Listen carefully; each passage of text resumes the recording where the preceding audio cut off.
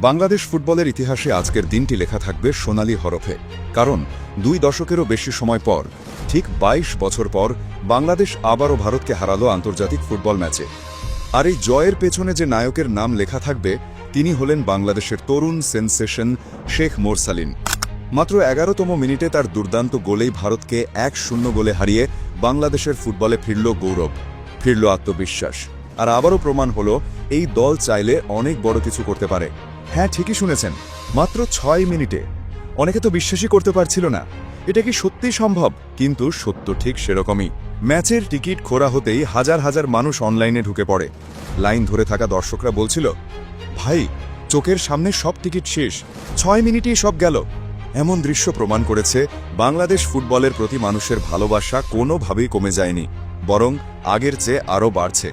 আর এই ম্যাচের উত্তেজনার সবচেয়ে বড় কারণ ছিল মাঠে নামছেন বাংলাদেশি বংশোদ্ভূত ইংলিশ তারকা হামজা চৌধুরী।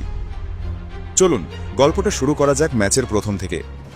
ম্যাচের শুরু থেকেই দুই দলই ছিল সমান আগ্রাসী, কিন্তু বাংলাদেশের খেলোয়াড়দের চোখে মুখে আসছিল ভিন্ন এক আগুন। ঘরের মাঠ, ঢাকার গর্জন, হাজারো দর্শকের চিৎকার, সব মিলিয়ে দলটা যেন প্রথম মিনিট থেকেই খেলছিল আক্রমণাত্মক ফুটবল। ভারতের বিপক্ষে চাপ ধরে রাখতে গেলে যেমন দরকার গতি, যেমন দরকার সামনে এগিয়ে গিয়ে ঝুঁটি নেওয়া, ঠিক সেটাই করেছে বাংলাদেশ। এবং ম্যাচের মাত্র 11তম মিনিটে এলো সেই মুহূর্ত, যে মুহূর্ত বদলে দিল পুরো ম্যাচের গল্প। বাংলাদেশের মিডফিল্ড থেকে দারুণ একটি বিল্ড আপ। মোরসালিনকে দারুণ একটি বল দিলেন রাকিব। সামনে একটু জায়গা দেখেই হালকা টাচে বল এগিয়ে নিলেন। ভারতের 2 ডিফেন্ডার তাকে ঘিরে ধরার আগেই তিনি নিলেন এক অসাধারণ নিখুঁত ফিনিশ। বল সোজো জড়িয়ে গেল জালে। ভারতের গোলকিপার কোনোভাবেই ধরতে পারেননি। স্টেডিয়াম তখন দরজা জানালা কাঁপানো এক গর্জনে ফেটে পড়ল।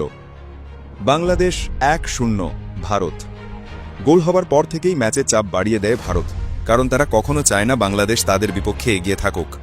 ভারতের আক্রমণে বারবার বাংলাদেশের ডিফেন্স লাইন পরীক্ষা দিচ্ছিল, কিন্তু আজ বাংলাদেশের রক্ষণ ভাগ ছিল অটল। বিশেষ করে সেন্টার ব্যাকদের দৃঢ়তা সব মিলিয়ে ভারতকে হতাশ করে দেয় প্রতি মুহূর্তে। ম্যাচের দ্বিতীয়ার্ধে এমন এক মুহূর্ত এসেছিল যেখানে পুরো বাংলাদেশ মাত্র 30 সেকেন্ডের জন্য নিস্তব্ধ হয়ে গিয়েছিল। স্টেডিয়াম যেন থমকে যায়। সবাই বুঝে গিয়েছিল এখানেই হয়তো ম্যাচ হাতছাড়া হতে পারে। ডান দিক থেকে একটি বল লম্বা করে বাড়ানো হলো। বলটি নিতে গিয়েছিলেন মিতুল মারনা। তিনি বলটি ক্লিয়ার করতে চাইলেন, কিন্তু ঠিকভাবে শট করতে পারলেন না। বলটি ঘুরে চলে গেল ভারতের খেলোয়াড়ের পায়ে। এদিকে বাংলাদেশের গোলপোস্ট তখন একদম ফাঁকা। গোলকিপার ছিলেন ভুল পজিশনে, ডিফেন্ডাররা সবাই ছিটকে পড়েছিল।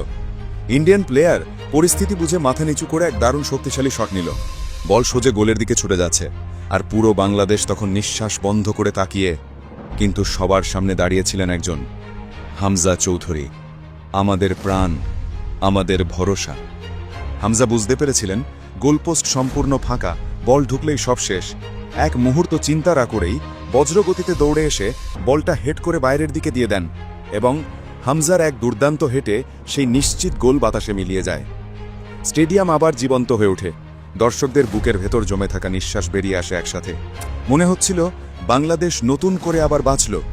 এই মুহূর্তটাই সবাইকে বুঝিয়ে দিল হামজা চৌধুরী শুধু একজন মিডফিল্ডার নন, তিনি সর্বত্র খেলা একজন ফুটবলার।